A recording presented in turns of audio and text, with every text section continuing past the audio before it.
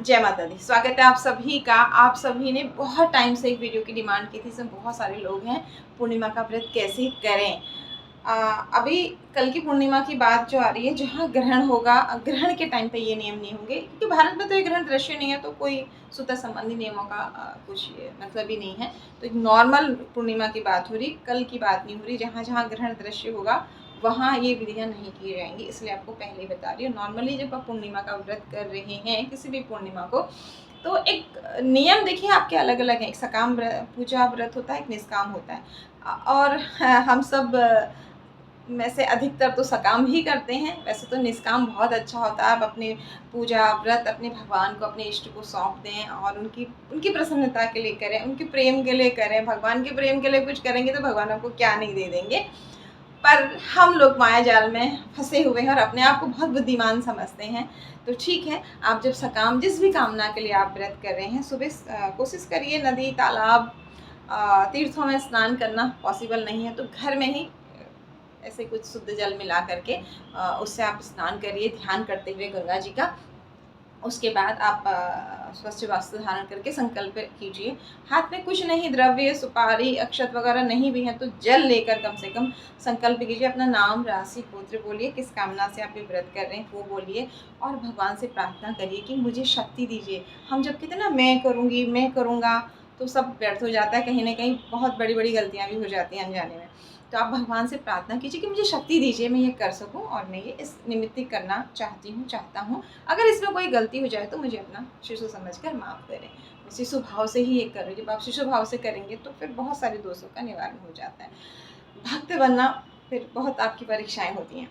तो आप संकल्प करें। उसके बाद जो भी आप सूर्य को जल देना, तुलसी जी को जल देना, आपके घर के मंदिर में पूजा करना, हो सके तो उस दिन शिवालय जरूर जाएं, क्योंकि भगवान शिव जो है चंद्रमा को मस्तक पर धारण करते हैं और चंद्रमा का बहुत अच्छा हमें सहयोग मिलता है पुण्य भगवान शिव की पूजा से, चंद्रमा की पूजा से। कुंडली में जब चंद्रमा अच्छे हो जाते हैं तो आपका मन की स्थिति अच्छी हो जाती है और भाग्य के नैसर्गिक कारक हैं, तो वहाँ से भी आपको बहुत अच्छा सहयोग मिलता है, क्योंकि आपके डिसीजन सही होते हैं, मन बेचैन परेशान नहीं होता है आपका। तो किसी भी कार्य को आप आराम से शांति से कर पाते हैं। बाकी भाग्य में हम जो लेकर के आए हैं वो तो हमें काफ़ी हद तक कर्मों के बंधन से तो हम नहीं क्या भगवान नहीं बच पाए। तो चलिए, थोड़ा सा मैं चेन ट्रैक से हट जाती हूँ तो अब उसी पर आते हैं। तो आप अगर पॉसिबल हो तो शिवालय जाएं और पीपल वृक्ष की पूजा ज़रूर करें। अगर उस दिन संडे ना पड़े, इस बार तो फ्राइडे पड़ा तो बहुत अच्छा है। पीपल में क्योंकि आपके लक्ष्मी और श्री हरि का आशीर्वाद आपको मिलता है, शनिदेव की कृपा आपको मिलती है, पितरों का विशेष आपको आशीर्वाद मिलता है। तो मीठे जल से पीपल को सींचें। अगर पिपलेश्वर महादेव होते हैं कि शिव पार्वती की पूजा कहीं कहीं स्थापित होता है पीपल के नीचे, वो भी बहुत अच्छा आपको फल देता है। नहीं तो आपके भाव है, भाव से वहाँ शिव जी को ध्यान करिए तो ऐसा ज़रूरी नहीं है, तो भी आपको पूजा का फल मिलेगा। पितरों के निमित्त आप वहाँ पर एक दीपक ज़रूर जलाएं, क्योंकि देखिए आपकी देव कृपा पाने के लिए पितृ कृपा ज़रूरी है। उन्हीं के कारण हम इस दुनिया में आए हुए हैं। तो आप ये भी इसमें सब जितना आप शांति से कर सकते हैं उतना कीजिए। भाग दौड़ के चक्कर में अगर आप गलत तरीके से फिर बेचैन होके नेगेटिव होके करेंगे तो उसका सब रिजल्ट आपका बेकार हो जाएगा। अगर हस्बैंड वाइफ के रिश्ते हैं, माँ बच्चे के रिश्ते हैं, आपको प्रॉब्लम है इन रिश्तों में, उसे अच्छा करना चाहते तो इस दिन मिल करके पीपल की पूजा मंदिर में या फिर चंद्रमा की पूजा मिल कर करें। दोनों एक दूसरे के लिए अच्छे भाव रखते हुए एक साथ करें। लेकिन अगर आपका पार्टनर, आपका बच्चा साथ में नहीं कर रहा तो उसे कोसें नहीं व्रत के दिन, ना मन से न वाणी से। होता क्या है, हम जिनके लिए भूखे रह रहे हैं, पूजा कर रहे हैं, उन्हीं के लिए नेगेटिव होकर के एक नेगेटिव वाइब्रेशन क्रिएट करते हैं और फिर कहते हैं हमें लाभ नहीं मिल रहा है। तो जिस स्थिति में भी है, पति है तो आपके मन में है, बच्चा है तो आपके गोद में, भावनाओं में लेकर के आप कर लीजिए। अगर पॉसिबल साथ में नहीं हो रहा है तो आपको विशेष क्या करना है, स्नान के बाद संकल्प ज़रूर लेना है और रात्रि में चंद्रमा को अर्घ्य ज़रूर देना है। जो भी आप भोजन करेंगे, आप कुछ लोग मीठा खाते हैं, कुछ लोग एक अन्य खाते हैं, तो कुछ ऐसा विशेष इसमें नियम नहीं है। आप कुछ भी खाएं, सात्विक खाएं, लहसुन प्याज का प्रयोग किसी व्रत में नहीं होता है तो आप जानते ही होंगे। जो भी खाएं आप भगवान को भोग लगाएं और चंद्रमा को भी खीर ज़रूर बनाएं। जो भी भोजन बनाएं इस दिन खीर ज़रूर बनाएं। अगर आप सत्यनारायण का भी, कुछ लोग सत्यनारायण भी करते हैं इस दिन, कथा खुद से भी करते हैं, तो फिर आपको लक्ष्मी नारायण की पूजा का भी विधान इस दिन है। अगर आप सत्यनारायण की कथा पढ़ रहे हैं तो भी, नहीं पढ़ रहे हैं तो भी, अगर फोटो मूर्ति नहीं भी है तो उनका ध्यान करते हुए लक्ष्मी नारायण का आप थोड़ा सा एक दीपक उनके नाम के भी अपने घर के मंदिर में जला दें इस दिन। वैसे भी नरसिंह जयंती है तो और भी अच्छा, बुद्ध पूर्णिमा है, बहुत सारे इस बार की पूर्णिमा में तो बहुत सारे योग बन रहे हैं जहाँ ग्रहण नहीं दृश्य है वहाँ पूजा के लिए।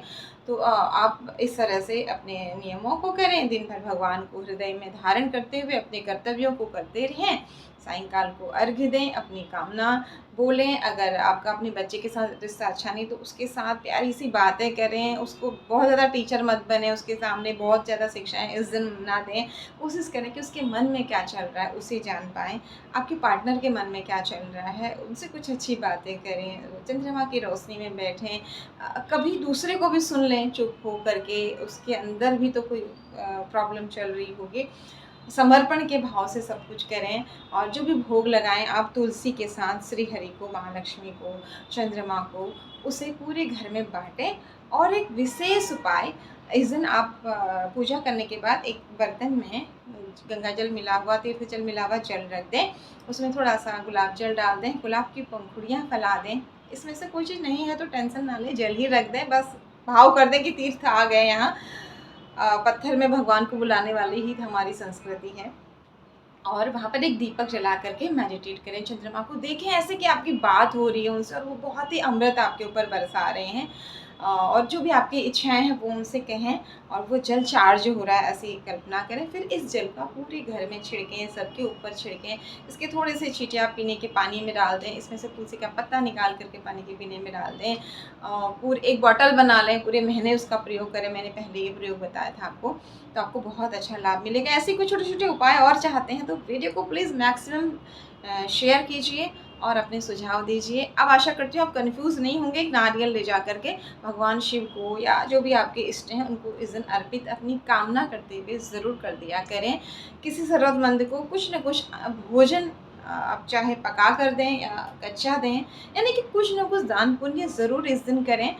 तुलसी पूजन सुबह स्नान करके ज़रूर करें, सायंकाल को दीपदान ज़रूर करें और जितना पॉसिबल हो उतना करें और अपना संकल्प ज़रूर लें। अगर आप निष्काम भावना से कर रहे हैं तो भी आपको उसके लिए भी आप प्रार्थना करें, निश्चित रूप से आपको लाभ मिलेगा। विशेषकर अगर बच्चों की जन्म कुंडली में बाल अरिष्ट है, चंद्रमा कमजोर है तो उसके लिए माएँ करती हैं और पूरे परिवार के लिए, अपने पति के लिए भी पत्नियाँ, अधिकतम स्त्रियां करती हैं, लेकिन पुरुष भी इस व्रत को करते हैं। ऐसा आप दोनों हस्बैंड वाइफ मिलकर भी कर सकते हैं।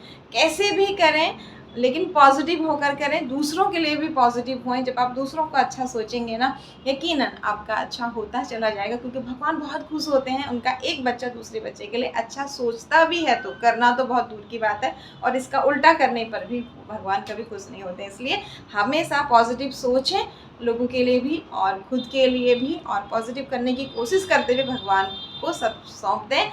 निश्चित रूप से सब कुछ अच्छा होगा। All the best. जय माता दी।